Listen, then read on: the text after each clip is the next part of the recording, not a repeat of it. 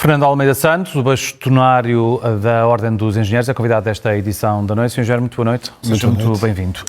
Estas imagens são impressionantes. Calculo que tenha ficado também impressionado pela dimensão, a quantidade de prédios que caem desta maneira. A sua convicção é todos estes prédios que caem não tinham construção antissísmica?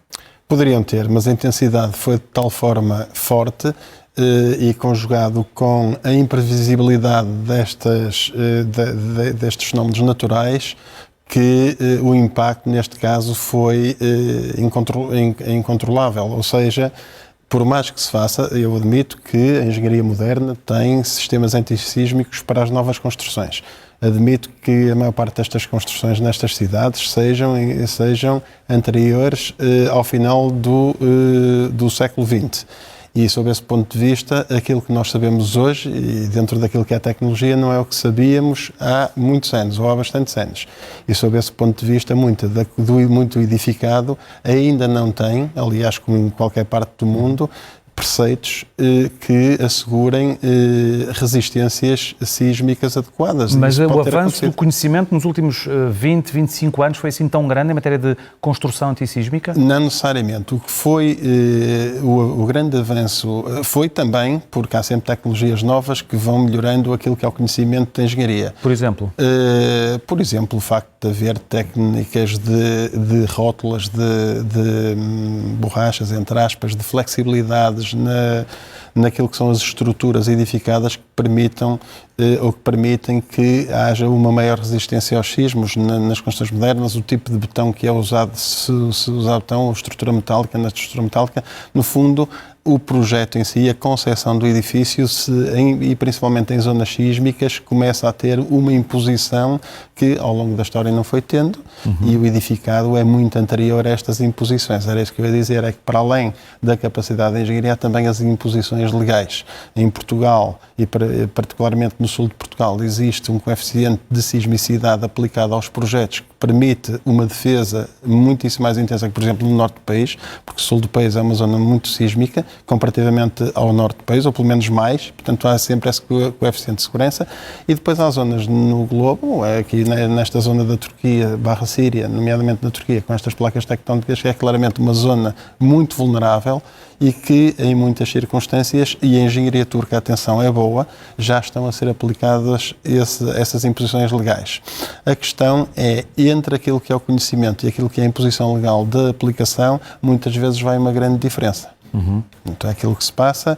Em Portugal, por exemplo, para terem uma ideia, eu penso que na Turquia também, em Portugal é certo, a intervenção de projeto dos engenheiros civis, neste caso é obrigatória, portanto é regulado por lei, são atos de engenharia de confiança pública e, portanto, não existe nenhum projeto em Portugal licenciado, seja edificado, seja outra estrutura, que não tenha contemplada no seu cálculo de estrutura a questão da sismicidade. E como é que ela se aplica num prédio de habitação com tantos quantos estes que temos estado a ver? Em Portugal, como é que ela se deve aplicar? Porque me falou em coeficiente de sismicidade e deu-me um exemplo, por exemplo, das tais suportes de borracha. Mas isto existe em Portugal? Quais é que são as características que têm de ter, nomeadamente no sul de Portugal, os prédios quando são construídos? Vamos lá ver. As estruturas de engenharia civil são estáticas. As estruturas dinâmicas dos automóveis são rotativas. Neste caso são estáticas. E sendo estáticas, é como o nosso corpo. Nós estamos baseados através de uma estrutura, que é o nosso esqueleto. Nos edifícios, o esqueleto é a estrutura, que lhe chamamos, e essa estrutura pode ou não ser mais maleável, ou seja, se for completamente fixa, sem rótulas, chamamos-lhe assim, como por exemplo o joelho é uma rótula. Se forem completamente fixas, se houver um abalo, parte, quebra, desestrutura imediatamente. Se houver pontos de flexibilidade, pontos de fuga, chamemos-lhe assim, rótulas, ou seja, elementos que criem flexibilidade, permitem, nestas circunstâncias de abalo, que o edifício jogue entre si. É este tipo de estruturação do edifício, do ponto de vista do projeto, que nas questões sísmicas é introduzido. E a qualidade dos materiais, nomeadamente os betões, como estava a falar há pouco, também é aplicada em Portugal? Isso faz parte da estrutura, porque depois o resto da estrutura de betão armado que joga entre a tensão e a compressão, isto é muito técnico, mas tem a ver também com a tração é suportada pelo aço, a compressão é suportada pela estrutura, pelo betão em si, e isso depois joga-se em função do cálculo, e é precisamente por isso que há especialistas dessa matéria para que esses cálculos sejam o mais adequados possíveis, e em Portugal essas regras aplicam-se. Se não quer dizer que depois os edifícios em si se possam manter todos de pé. Nem quer dizer que eles sejam todos construídos de acordo com o que está no projeto, correto? Mas lá está. Para isso é que existe também a obrigatoriedade da gestão da obra ser assegurada por técnicos especializados para a matéria e a fiscalização também. Se depois isso não acontece de forma adequada, já é outra questão. Por exemplo, em junho do ano passado, a Secretária de Estado da Proteção Civil, sobre precisamente terremotos, dizia que um sismo grande é um evento para o qual nenhum país está a 100% preparado. Qual é que é, na sua opinião, se lhe perguntasse isto, a percentagem do edificado da Grande Lisboa que está preparada? É impossível dizer isso. Eu diria que desde 1958, desde que foram incluídas as regras, todo o edificado novo e todo aquele que desde então foi reabilitado, por defeito, tende a estar assegurado do ponto de vista da resistência sísmica. Tudo que está para trás é relativo. Eu dou um exemplo do que se passou em Aquila, em Itália, há uns anos, em que era uma cidade histórica antiga, património da humanidade, em que os edifícios até nem eram tocados porque não eram reabilitados desde há mais de 100 anos, foi tudo abaixo. Isso é tudo muito circunstancial.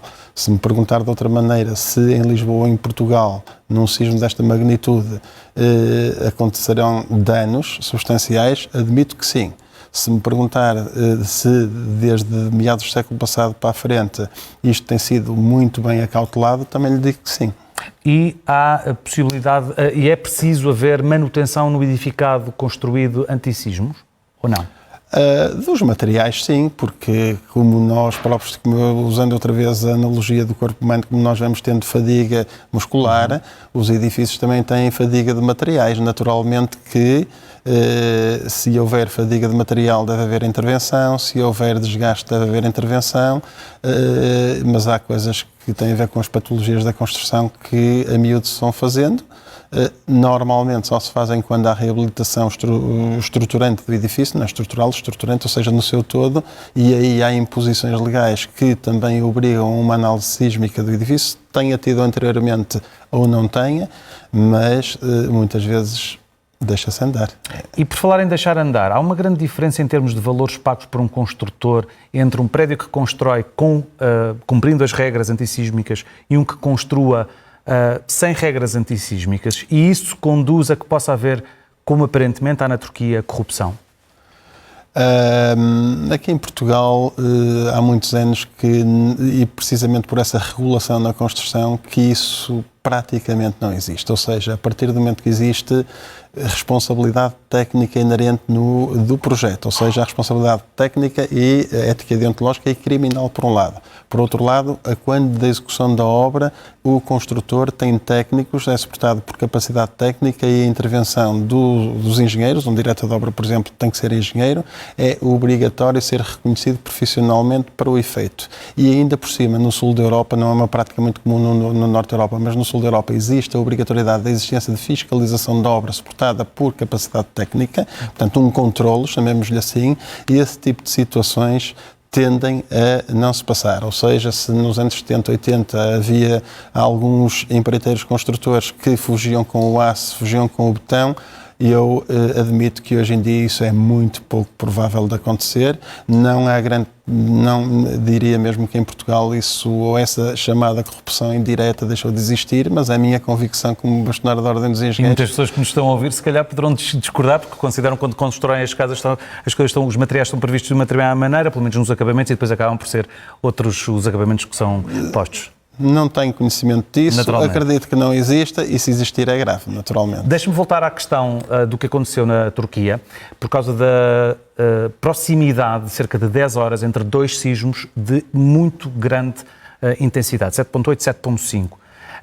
Um sismo de 7.8 já provoca abalos, já provoca problemas num edifício. 10 horas depois, o primeiro não conseguiu abanar consideravelmente, o segundo abana de certeza. E isso, num prédio de boa construção sísmica, pode resultar na queda do prédio ou não? Não, acredito que não. Eu conheço alguns países que têm uma vulnerabilidade sísmica muito acentuada, a Turquia, mas não conheço particularmente do ponto de vista da engenharia, mas, por exemplo, o Peru, na zona andina, tem inclusivamente zonas de proteção de pessoas com sinalética que sempre que existe um abalo. Aliás, como o Japão, por exemplo. Agora, há coisas que são incontornáveis. Uma boa construção, se leva um abalo, aguenta. Se leva outro, aguenta-se. Uma má construção leva um abalo, fica vulnerável, leva outro, se calhar se não quer imediatamente cai a seguir, porque fica danificado, fica frágil. É uma questão da estrutura reagir positivo ou negativamente. Se reagir negativamente, mesmo que demore umas horas, colapsa. Fica vulnerável e há essas situações. Aliás, ainda há pouco falávamos, as Torres Gêmeas, embora seja uma situação diferente, levaram em 2001 com o impacto dos aviões, não caíram imediatamente, ficaram vulneráveis até colapsarem. E aqui passa-se um pouco a mesma coisa, embora por questões sísmicas ficam danificados e vulneráveis, e alguns conseguem aguentar-se e depois vão de ser reabilitados, outros ficam vulneráveis e não têm reabilitação possível, são os próprios agentes de intervenção que os fazem demolir por questões de segurança, e há outros que por si próprios acabam por demolir. Claro que a maior parte destes edifícios podem ficar danificados num primeiro sismo 7,8 e, havendo um segundo, os que não caíram primeiro e que já estão vulneráveis, se calhar é um acrescento, é somar. Sr. Engenheiro Fernando Almeida Santos, muito obrigado por ter vindo à edição da noite. Muito boa noite.